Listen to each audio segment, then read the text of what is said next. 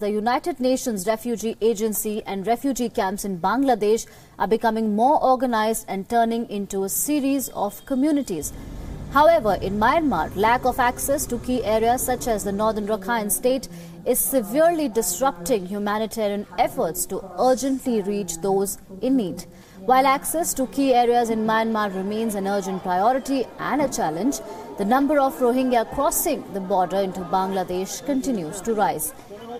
UNHRC spokesperson said on the latest estimate of the number of Rohingyas who have arrived into Bangladesh since violence erupted in Myanmar in August has now crossed 500 million mark.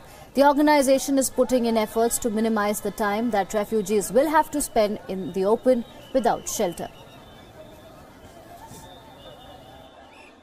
Giving the newly arrived refugees the ability to construct their own shelter, begin cooking for themselves and taking care of their families is an important first step on the road to healing.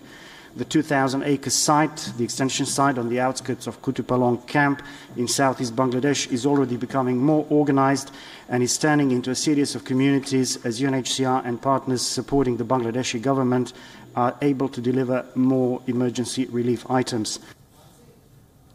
Meanwhile, the United Nations World Food Programme spokesperson said that they have resumed assistance to camps in central Rakhine state and hope to reach 110,000 people there. Scaling up efforts, the UNICEF also arrived in the region.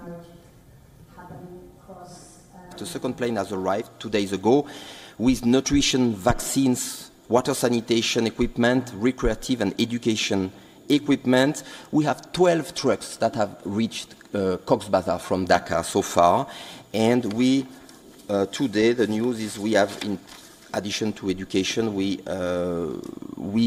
have started our first permanent health camp in Balukalu settlement, which is the first camp out of the total 12 that UNICEF is going to manage to provide primary health care and manage routine vaccination.